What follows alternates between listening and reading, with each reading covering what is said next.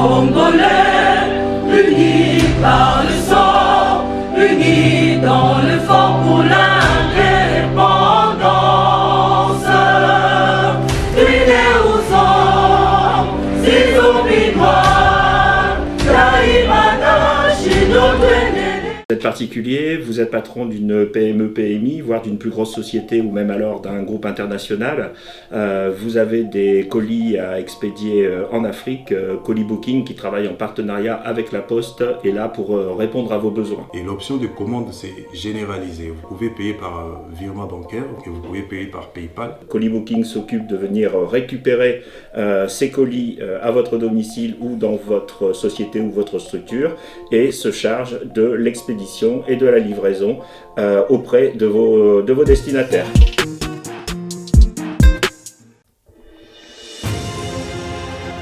Avec son personnel hautement qualifié, Global Service vous propose des services de qualité à un temps record. Nous assurons les transports des conteneurs, les engins des chantiers, les tracteurs, les véhicules haut de gamme et diverses marchandises partout dans le monde et plus particulièrement en République démocratique du Congo.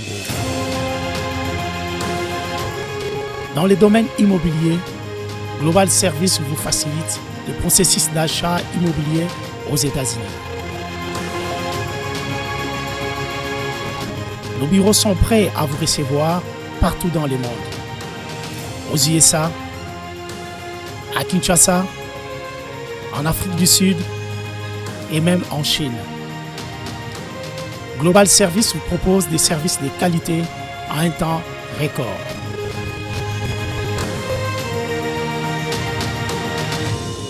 Amenez-nous vos projets, nous sommes la solution.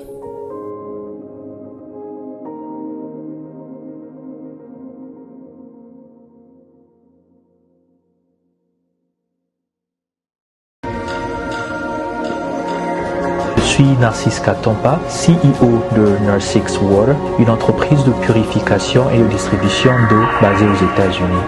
Je suis titulaire d'un master en finance et une spécialité en assurance gestion des risques. Narsix Water est une eau électrolyte d'une source artésienne à San Antonio, État du Texas. Elle est dotée d'un pH de 9.5 et contient des minéraux capables de traiter les déchets organiques acides du corps et de maintenir un pH équilibré dans le sang comme dans le corps.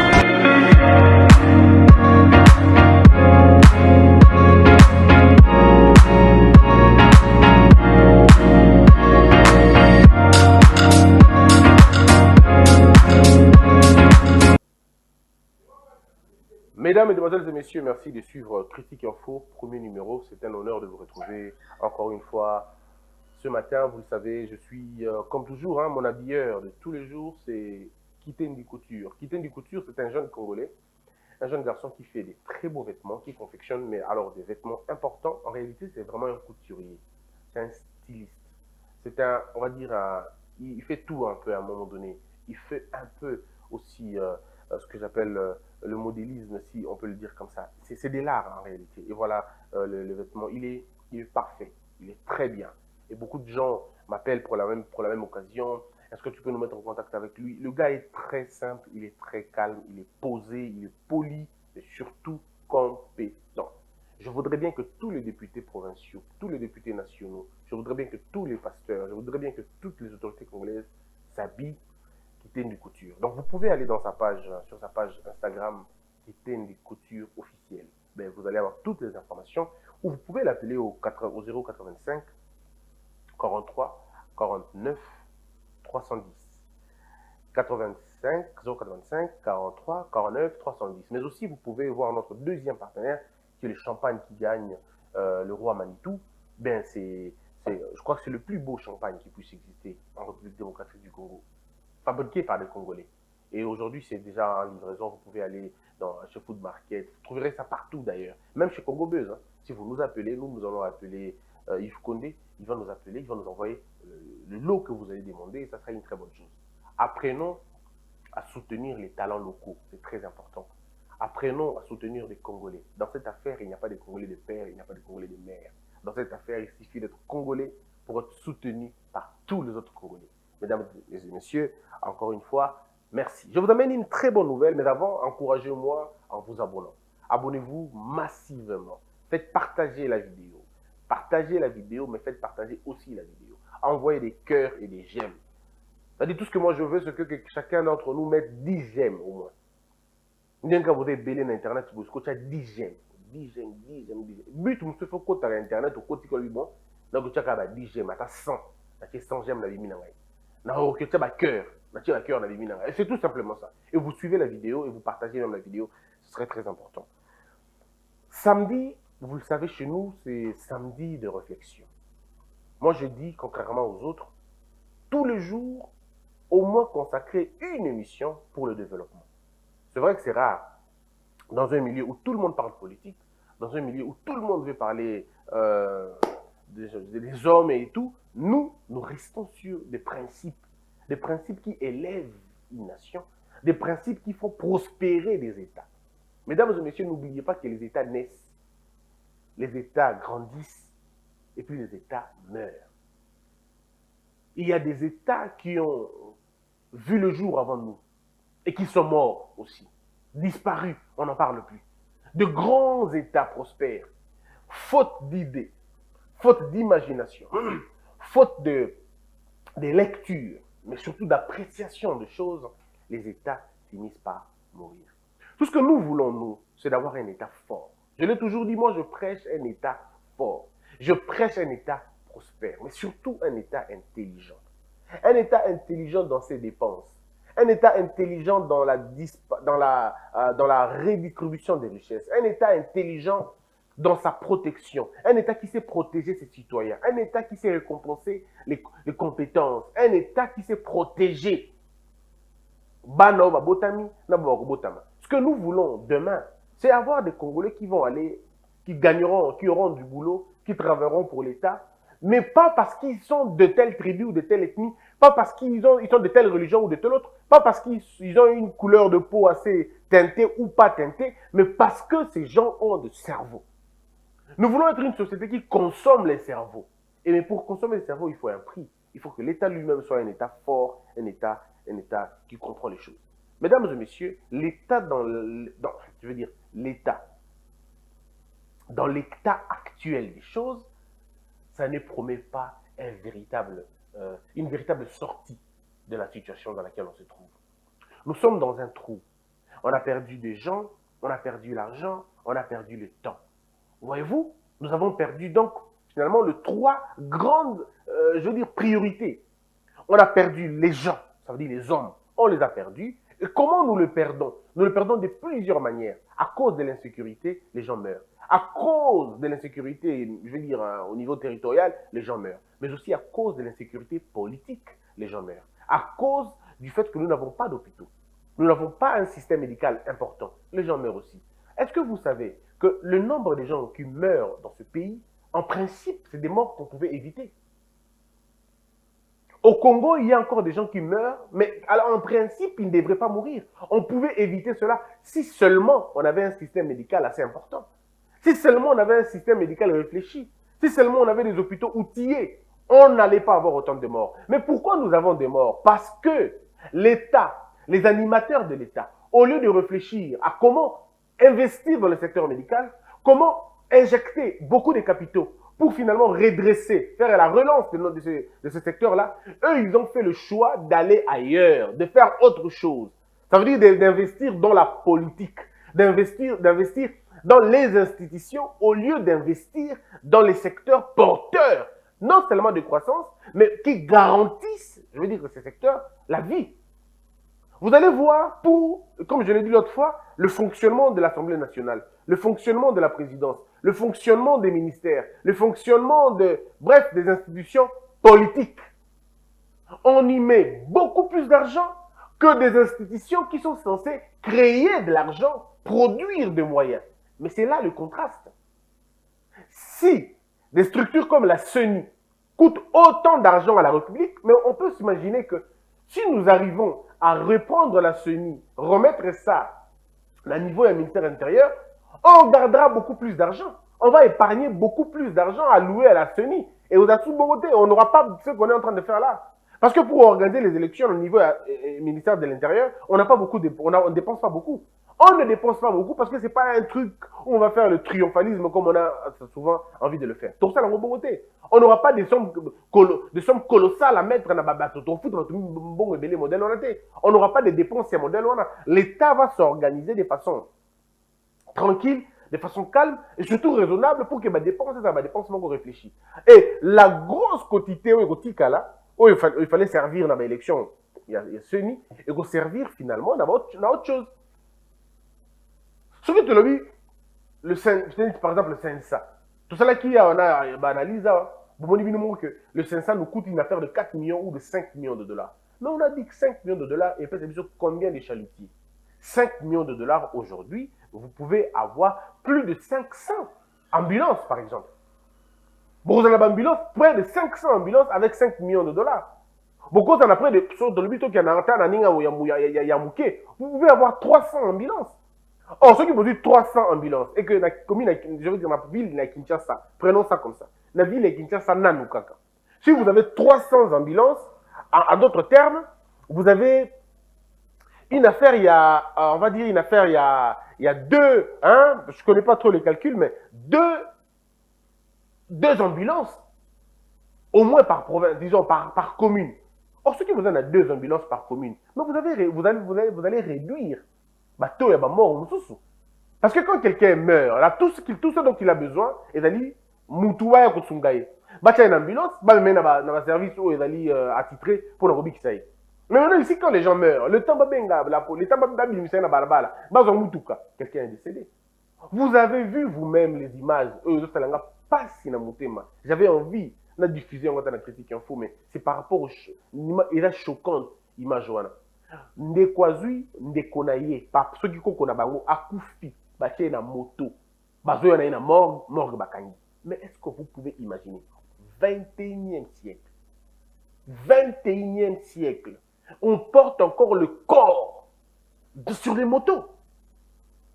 Nous autres, la moto akufi, baché na moto, bazo tambola nango, baké nango tina morgue, parce qu'il n'y a pas d'ambulance, parce qu'il n'y a rien. Donc, il fallait que, est-ce que vous imaginez ça?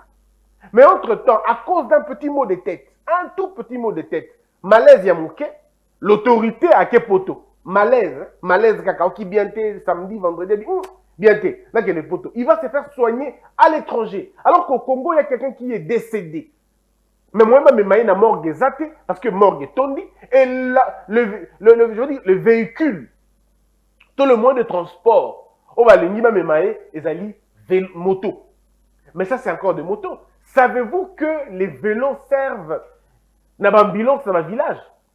On y met des corps. Nous autres, on coller la moto, on colle le corps de quelqu'un qui est décédé contre le corps de quelqu'un qui est vivant. Et on a une distance à 4, parfois 40 km, 30 km, 50 km, 80 km. Parce qu'on doit la mener quelque part. Est-ce que vous imaginez?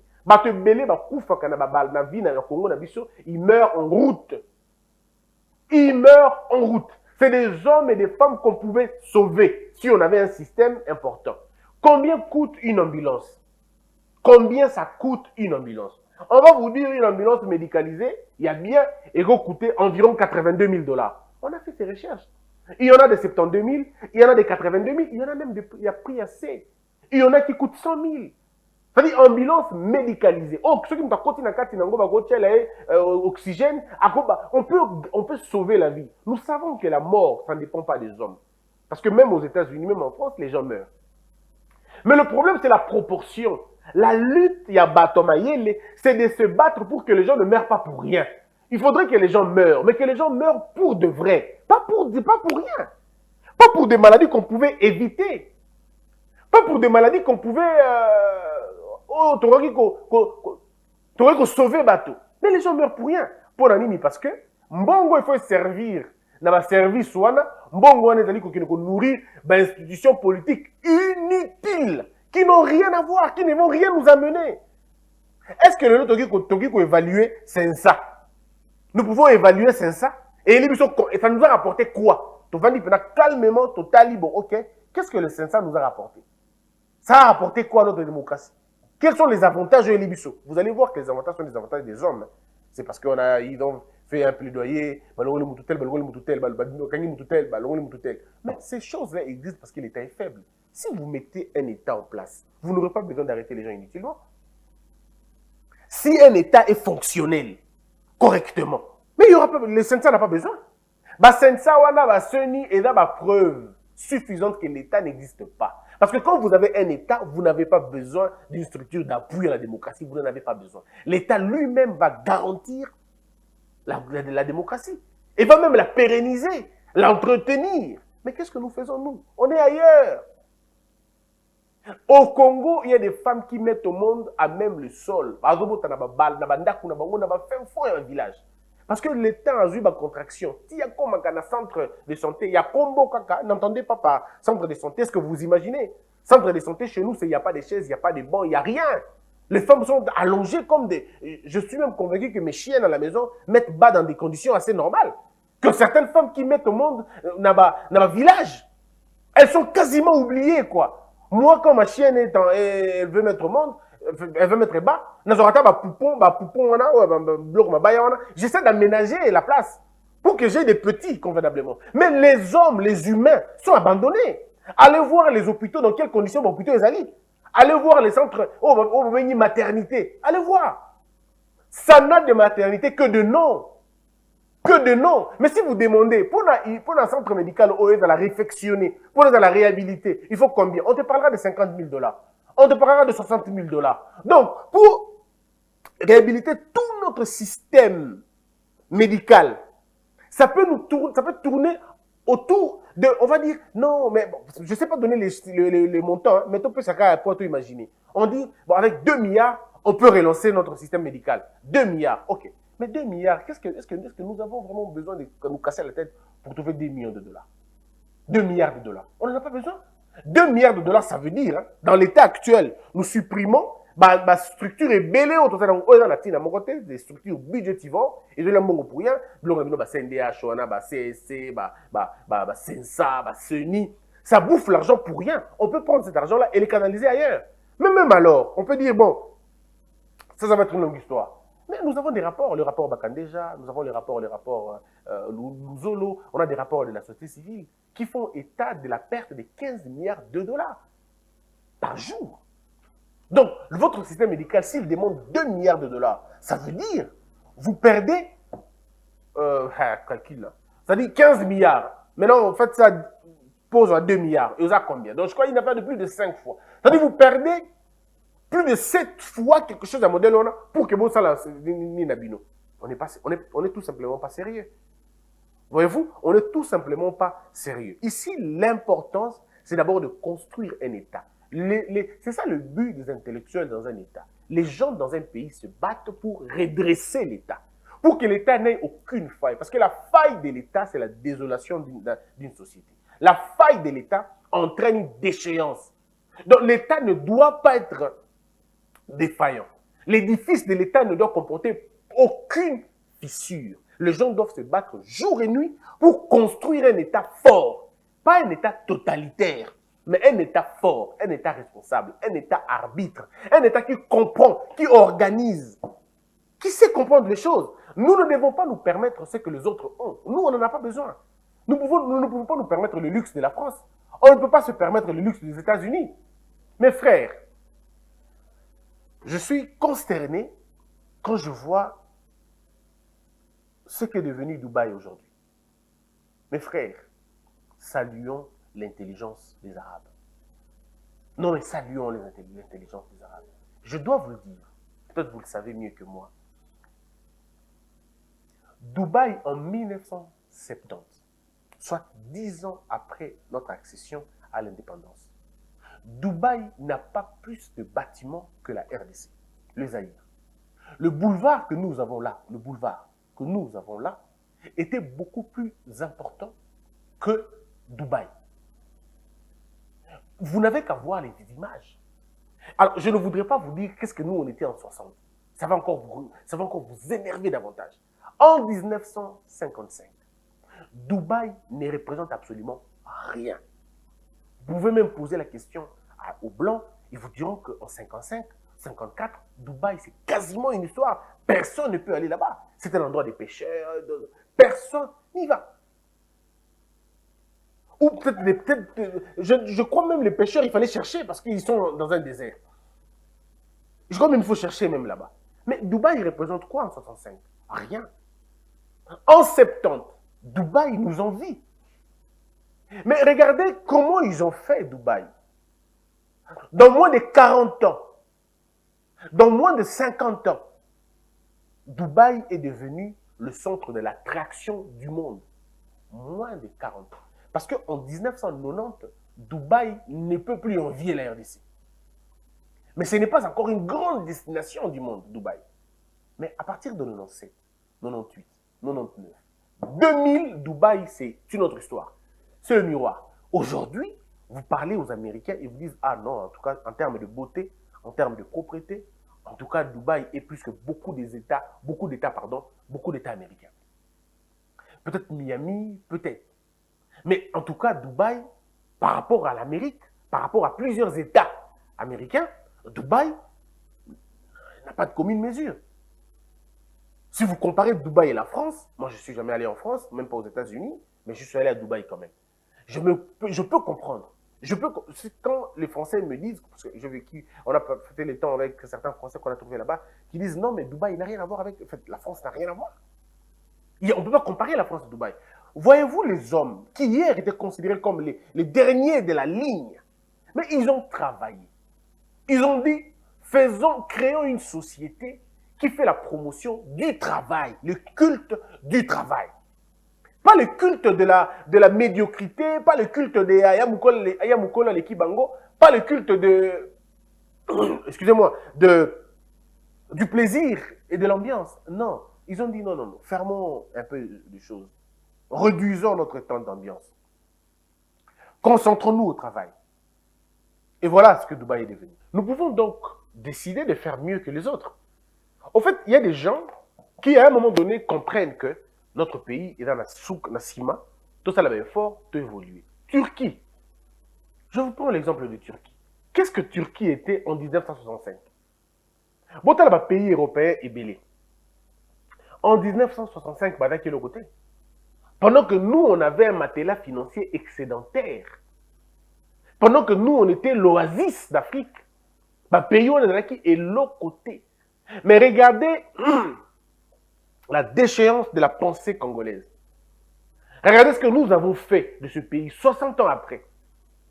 Nous avons enfoncé le pays mieux que Batika Kibiso. Aujourd'hui, même la Belgique ne comprend pas comment nous nous sommes retrouvés là-bas. La Belgique ne comprend pas. Vous copiez le système éducatif de la Belgique. Vous copiez, système d'administration de la Belgique. On fait bien. Mais aujourd'hui, qu'est-ce que vous êtes devenu? En termes d'administration, la RDC, elle est en retard terrible. En retard, il y a au sakanaté. Et vous allez demander à la Belgique vous dira que nous avons fait des réformes, mais alors des réformes profondes dans les 60 ans. Parce que nous, on a copié la Belgique. Et le système éducatif et le système administratif. On a copié la Belgique. Mais la Belgique que nous avons copiée ne s'est pas arrêtée là. La Belgique a fait des réformes profondes que certaines personnes même ont appelées des réformes.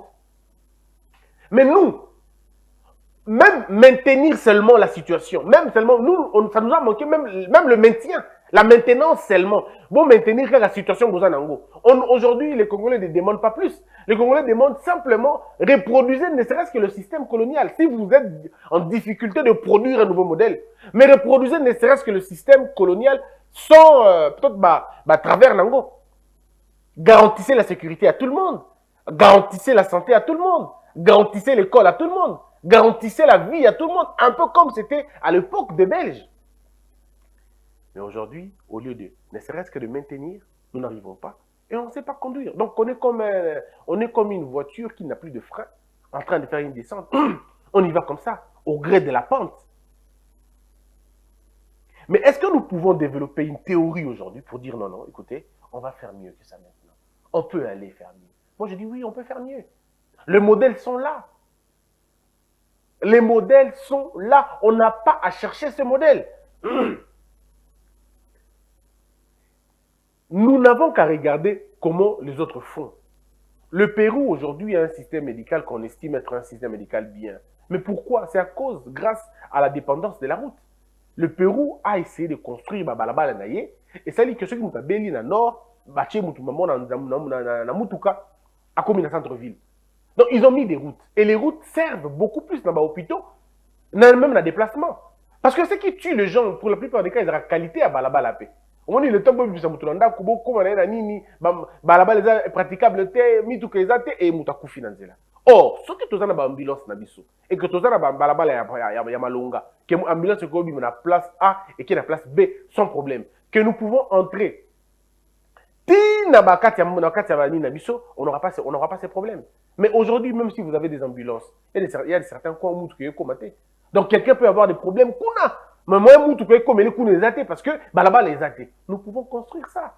C'est ça le rôle des intellectuels dans un pays. Se construire une vie. Se construire une cité. Mais lorsque vous avez des gens qui, au lieu de réfléchir État, réfléchissent poche, réfléchissent ventre, réfléchissent la quantième métisse qu'il faut prendre en termes de bureau des femmes qu'il faut avoir, vous voyez ce que ça fait. Lorsque tous les politiciens, ou pour la plupart d'entre eux, ils n'ont que les femmes dans leur tête, comme les femmes blanches, brunes, tout ça, et elles ne sont que dans ça, mais vous n'allez pas à évoluer. Et Simbaté, il faut amener ce peuple à travailler. Il faut amener ce peuple à faire des bonnes analyses, des bonnes critiques pour que le pays se développe. Moi, je crois que c'est comme ça qu'on peut faire avancer les choses. Toza na ba structure ebele na mboka na biso ezoli ya biso mbongo ya pamba. Tolobaki l'autre fois que Sensa ezoli ya 5 millions de dollars. 5 millions de dollars ya Sensa. Ça peut nous permettre à faire quoi? Vous savez, 5 millions de dollars et qu'on permet à biso tout à la usine. Il y a or et pas na biso. Usine à or et pas na biso et créer d'emploi. 5 millions de dollars et pas na biso qui pourrait lancer biso quelques entreprises. Quelques usines où ils sont dans la province. L'usine à Futambila, l'usine à Savon. Ce sont ces usines-là, quand elles produisaient, elles construisaient de l'argent. Pardon, la richesse. D'après, ça un exemple, moi, il est-ce que Bobi qui m'a Futambila est à Savon, m'a Futambila est à l'industrie, il y a combo, m'a Futambila est à bébé, Ebélé. Donc, aujourd'hui, on peut relancer quelques usines, quelques usines de paille, il y a des dérivés, il y a des savons, et ainsi de suite. Parce que l'usine, il y a savon, il faut engager, par exemple, 200 personnes. Prenons un exemple, 200 ou 300 personnes. Ce que vous ne savez pas, c'est que nos villages ne comptent pas plus de gens que ça. Il y a des villages qui n'ont que 26 personnes. Le village dans le Congo, et dans le Canada, tout bada 57. Village moko. Le village tout bada 150. Village moko. Ça veut dire quand vous avez des micro-usines, ou bien des usines tout simplement, on va produire savon, on va produire huile, on va produire et tout ça, ça vous permet d'absorber tout le chômage, employer dans le village et les usines vont pressionner, respecter quelques cahiers des charges, mais c'est fini, la ville elle s'organise. Elle s'organise et vous avez réglé le problème. Parce que le développement du pays, il y a RDC par exemple, et Kinshasa. C'est ça aussi pourquoi nous avons évolué. Parce que les gens pensent que le développement du Congo commence par Kinshasa. Le développement de la RDC, il est d'abord rural. Il commencera d'un niveau rural. Ne vous trompez pas. Ne pensez pas que le développement commencera par qui. Le développement ne commence jamais à la capitale. Le développement est dans là-bas. Dans le milieu rural. C'est là. Quand on va créer des richesses dans le milieu rural, on va créer une vie dans le milieu rural, on apportera l'électricité et de l'eau, c'est-à-dire la vie, c'est tout. Les micro-usines vont se créer d'elles-mêmes. Nous avons besoin de impulser moto na moto. On dit ce qui moto, Mbila par exemple. Quand vous salez Mbila et Bimsarabakambu est belé. Naibisi bino savon, naibisi bino mafuta Mbila ngomwe bisaba huile mususu, dérivé ça tellement ébélé. Bampo c'est industrie nous les awana dans cet ambiance bozomona wana. Nsamba, le vin de palme, makamboza est belle. C'est-à-dire, des usines peuvent se créer là, au niveau local. Est-ce que vous avez un combo dans cet ambiance? Maintenant, imagine que Bokati va s'tambi belé, Bokati va mbila wana, tout ça, tous les restes wana. Mais vous avez des choses à faire. Mbila wana bozo mona wana, nakati nango, kaka mbila wana, mbila wana, mbila wana, mafuta mbila wana, bien d'accord. Makambu nango, makao de bébé, benga lingala makambu. Makambu ya mbila wana, ezana ba vertu thérapeutique mosusu. Baki ko utiliser yango, ndika, obito de benga, oh, n'habite noix de coco, noix de palme, je pense. Hein? Noix de palme, parce que noix de coco, des cocotiers, je crois. Noix de palme, des ndika. Si ko bandika wana c'est la pommade ndika wana ndika c'est la pommade ya suki ndika c'est la pommade mususu. Donc ça veut dire que on peut à partir de cette histoire ya mbila wana reproduire beaucoup de choses et nous sortir de ce qu'on est au vivre siko mafuta mbila yango moko dans la propriété médicinale mususu. Donc on peut récupérer ça et on en fait une industrie autour du palmier. Ça veut dire que nous pouvons développer notre pays à partir seulement du palmier. On sait que le palmier a quel type de propriété? Dans la palmier, c'est la caboye, et même des choses que nous avons évité. Nous sommes belés. Pour les villageois, nous avons des basalak. On a un problème, parce que nous avons un bâché dans le moutolou. On a un salib, donc on comprend que ça a des vertus. Mais c'est à nous maintenant de développer ça. Et ça peut nous rapporter beaucoup plus d'argent. Et c'est avec cet argent-là que vous allez construire des villages. On ne sera plus comme on est en train de vivre. Parce que, bon, on va dans la Kinshasa, il y que à quelques kilomètres à Bango, les gens vivent encore dans le Moyen-Âge. Mes frères, vous n'avez aucune idée. Faites un tour le 26 ou à la fin du mois de juin, quand on va aller à Mbandaka et à Bikoro, vous allez voir des images inédites. Dans l'Aksabino, vie, il y a Congo Nengezali. Bon, on a que Batoumazana Kin va vivre dans le monde de et on peut comprendre pourquoi il n'y a pas de développement. Parce que quand vous êtes à Kin, vous pensez que vous êtes à Kin, c'est tout, c'est bon. Mais il y a à l'intérieur des gens qui n'ont jamais vu l'électricité. Il y a à l'intérieur des gens qui n'ont jamais vu un véhicule, qui n'ont jamais vu une voiture. Il y a à l'intérieur des gens qui continuent à souffrir, mais vous n'avez aucune idée. Des gens qui marchent pieds nus. Pieds nus pour aller à l'ipapa, tout sandal, soit à l'église. Matin, à la longueur de journée. De jeunes filles qui n'ont pas de vêtements. Nous avons vu des filles qui n'ont pas de vêtements. Elles sont torse nus.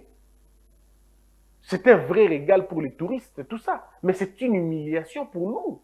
À ce tard, je veux dire, dans le 21e siècle, même les pays qui ont été développés après nous, mais dans combien de niveaux, nous, on est en train de toucher le fond.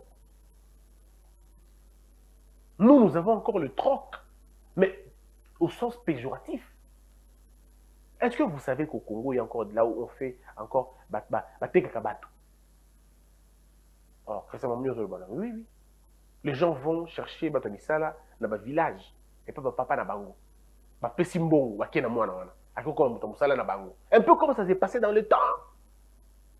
Vous allez là-bas, vous rentrez dans les familles des gens, donc vous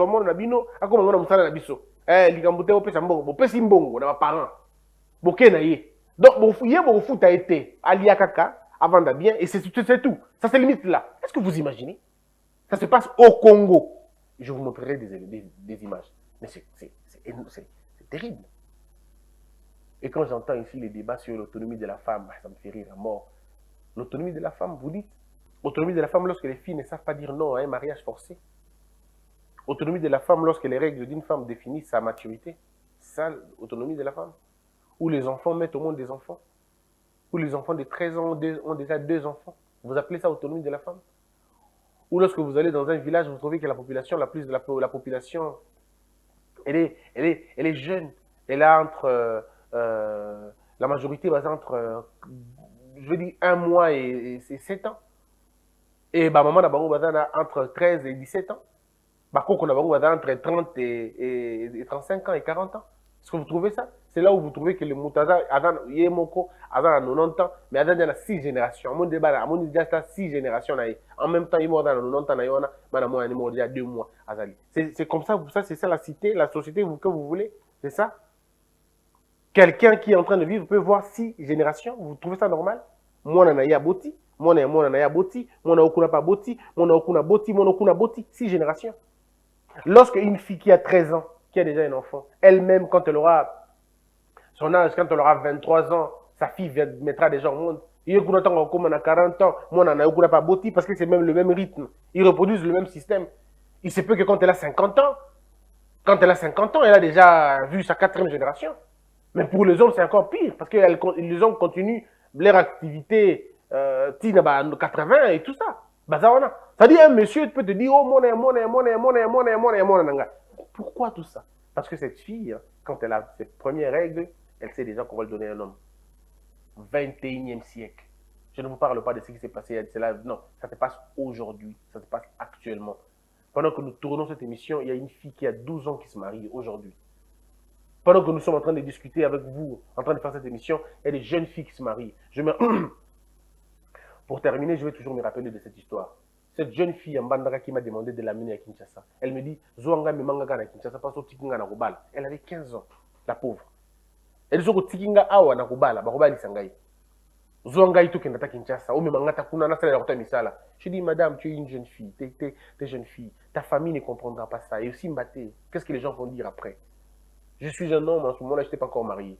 Ça, on n'allait toujours pas comprendre la situation. Donc, c'est pas bon. Il vaut mieux éviter. Donc, si j'avais la possibilité, j'allais faire autre chose. Elle me dit, et quand je suis rentré pour cette fois-ci, dans mon qui est soutenu, c'est ce qui peut à Bala déjà, ou même à Bota. Quand je vais aller cette fois-ci, je vais encore la chercher pour voir qu'est-ce qu'elle est devenue. Certainement, elle est déjà mariée et peut-être elle a déjà un enfant. À 15 ans. Vous imaginez? Le besoin d'un enfant de 15 ans, ce n'est pas d'être au mariage. La place d'un enfant de 15 ans, ce n'est pas dans un mariage. La place d'un enfant de 15 ans, c'est dans un foyer ou dans une école, dans une salle de classe. L'enfant de 15 ans est un enfant, elle doit étudier ou il doit étudier. Mais lorsque les enfants sont contraints à faire la chasse, à faire la pêche, à être dans le mariage, à faire le champ, c'est compliqué. Mesdames et messieurs, voilà pourquoi nous disons construisons l'État, que les animateurs de l'État soient consciencieux, va canaliser mbongo na makambo solo, va tika biso ba distraction, il y a la bloc na bino mike ou atinateur, il y a la seni, il y a sensa, il y a ces sacs, ce sont des choses à détruire carrément quoi. Détruisez ces histoires-là, remettez l'État dans ses prérogatives et voilà, on va avancer. Contribuez à notre quête, ce sera un grand plaisir. Abonnez-vous, envoyez des cœurs, envoyez des j'aime, envoyez des messages aux autres, faites suivre ça aux autres. Envoyez la vidéo partout, que la peur quitte vos esprits et que Dieu bénisse les RDC.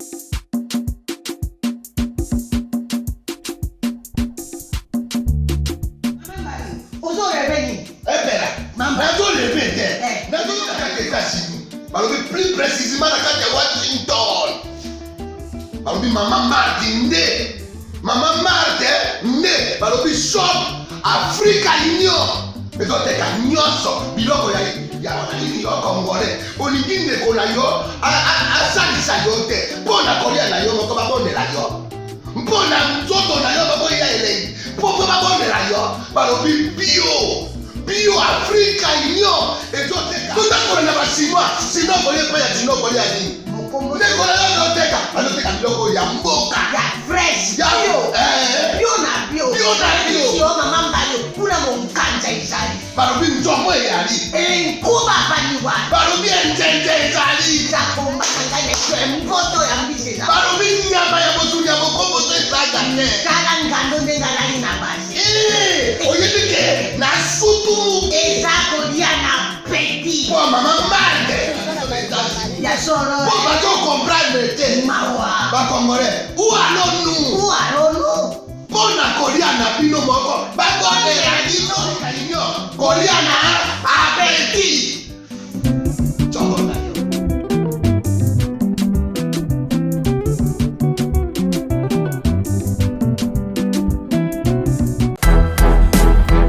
Hello. Lupi na biba ila biloko kolia. Ba ina ka biloko États-Unis. Oni ko boma bona bo jeunesse. Mwana États-Unis. Tata yo kikolela na bino, atindeli bino. Maman Samira, ndenge ozalaka na États-Unis okolia lokola mutu aza na mombele.